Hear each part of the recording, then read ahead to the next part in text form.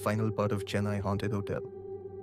हमें वहाँ पूरा दिन बीत गया था और रात होने लगी थी।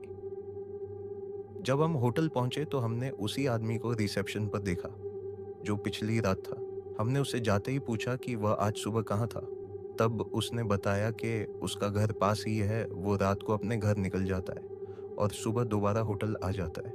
हम सब आज भी बहुत थक चुके थे, इसलिए हम जल्दी ऊपर अपने कमरों में जाने लगे। आज मुझे रवि के साथ रहने में डर लग रहा था, इसलिए मैंने दिनेश को बहाना बनाकर रवि के साथ सोने को कहा। मेरी तबीयत खराब होने के कारण वो भी मान गया और मैं और रमन कमरे में चले गए।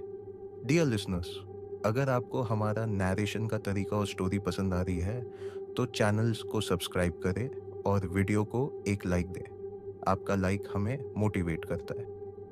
मेरी तबीयत खराब होने के कारण मैंने तो कुछ नहीं खाया, लेकिन दिनेश, रमन और रवि ने उसी रूम में साथ बैठकर खाना खाया जहां मैं पहले रुका हुआ था। हमने बाहर से चिकन पैक करवाया था और साथ ही कुछ बियर की बॉटल्स भी ली थी। उस रात मैंने तो कुछ नहीं खाया, लेकिन वो तीनों को नशा बहुत ज्यादा हो चुका था, जिसके कारण वो वही सो गए थे और मैं भी दिनेश के कमरे में जाकर सो गया। जब मैं सुबह उठा तब मैंने देखा कि उन तीनों की हालत बहुत खराब हो चुकी थी। उनके शरीर पर खरोंचें थी, जिससे देख मैं शोक था। माना उन्हें बैठाया और सारी बात पूछी। तब उन्होंने मुझे जो बताया वो सुनकर मुझे यकीन नहीं हुआ। उन्होंने बताया कि भी तू तो सो गया था, लेकिन रात में जब वो सब सो रहे थे तब उनकी नींद किसी के घर्राने से खुली। जैसे ही वो उठे, उन्होंने देखा उनके सामने रवि खड़ा हुआ है, जिसकी आंखें बंद थीं और वो आवाज वो ही निकाल रहा था।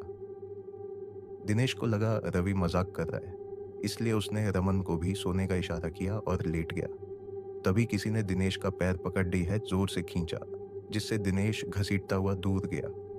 जिसे देख रमन उसके पास गया और उसे उठाने लगा कि तभी रवि अपना हाथ उठाकर एक कोने में इशारा करने लगा और बोलने लगा, वो सबको मार देगा, उससे कोई नहीं बच सका।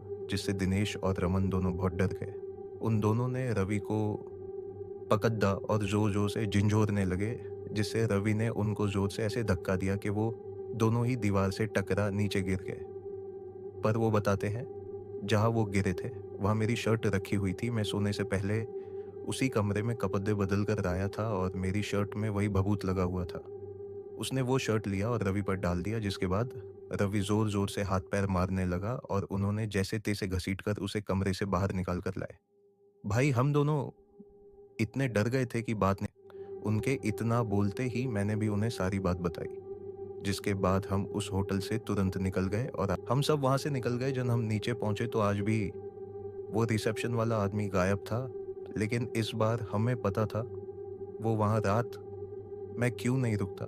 मेरा मन तो कर रहा था उस आदमी का मुंह तोड़ दूं। अगर ऐसी बात थी तो उसे हमें पहले बताना चाहिए था, लेकिन वहां रुकना भी सही नहीं था। हम सामान लेकर निकल गए। रास्ते में हमने चाय पीने के लिए एक छोटी सी चाय की गुमटी पर कार रोकी। हमारी हालत बहुत खराब थी।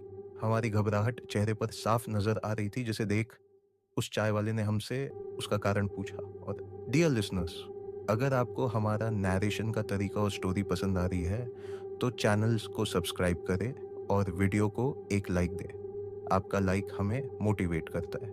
चलिए शुरू करें। जब हमने उस जगह का जिक्र किया तब उसने हमें कुछ ऐसा बताया जिससे बची कुची हिम्मत भी चली गई। उसने बताया कि ऐसा कोई होटल उस इलाके में है ही नहीं, बल्कि ज़्यादातर तो वहाँ खंडहर है। उस इलाके में बहुत से हादसे हो चुके हैं। लोग वहाँ रात क्या दिन मैं भी नहीं भटकते। इतना सुन हम सब सुनने रह गए, जिसके बाद हमने वहाँ की बात करनी भी छोड़ दी। और न जाने वो बाबा कौन थे। अगर वो उस भभूत हमें नहीं देते तो शायद हम आज जिंदा भी नहीं होते। शायद हमारे अच्छे कर्म हमें हर बुरी परिस्थिति से निकाल लेते हैं।